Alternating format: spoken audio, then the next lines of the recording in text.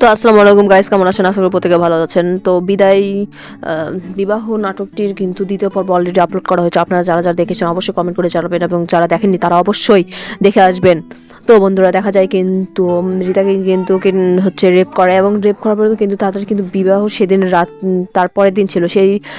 সেদিন কিন্তু দেখা যায় তাদেরকে কিন্তু মানা করে দেয়। সেদিন মানা করে দেওয়ার কারণে কিন্তু টনি কিন্তু মেয়েটাকে ভুল বোঝা শুরু করে দেয় এবং মনে করে যে সে তার আগের প্রেমিকের সঙ্গেই চলে গেছে, এটাই ভাবে বা অনেক কিছুই ভেবে নেয়। তো বন্ধুরা, চলে যাওয়ার পরে কিন্তু কিছু মাস পর কিন্তু অনেক কিছু ঘটনা ঘটে, এবং তার পরিবারও কিন্তু অনেকটা ভেঙে পড়ে যায়, এবং রিতা কিন্তু অনেকটা মন খারাপ করে বাড়িতে বের হয় না। অনেক তার ভাবি এসে বলে চল এখানে যায় ওখানে যায়, সেও কিন্তু সেগুলো মানে না, এবং বাড়ি থেকে কিন্তু বেরিয়ে হয় না। তো বন্ধুরা, দেখা যায় অন্য জায়গা থেকে কিন্তু ঘটকরা আসে ওই ছেলের বাড়িতে, যে তোমার ছেলেকে কি বিয়ে দেবা না, এভাবে কি আইবুড়ো রাখবা নাকি। তো বন্ধুরা, দেখা যায় সেই ছেলেটার কিন্তু বিয়ের কথা বলে।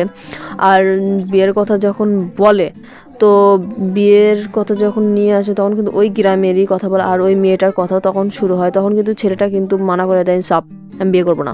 তো অন্যদিকে যখন দেখা যায় বিয়ে বাড়ি যাওয়ার কথা তোলে, তখন কিন্তু ওখানে কিন্তু ওর ভাবি কিন্তু সব ঘটনা ওকে খুলে বলে যে মেয়েটা সেদিন রেপ হয়েছিল, অন্য অন্য ছেলের সঙ্গে পালিয়ে যায়নি। তো বন্ধুরা, যখন হচ্ছে একটা বুড়োর সঙ্গে ওই মেয়েটার বিয়ে হচ্ছিল, তখনও কিন্তু ওই ছেলেটা এসে হাজির হয়, এবং মেয়েটাকে কিন্তু ও ওখানেই দেখে কিন্তু সব ঘটনা বলে যে আমি বুঝতে পারি না, আমি যখন যদি এসব জানতাম তাহলে আমি তোমাকেই বিয়ে করতাম, তখনই আমি এসব যদি জানতে পারতাম। তো বন্ধুরা, অবশ্যই বিবাহ নাটকটির কিন্তু এটা মনে হয় শেষ পর্ব।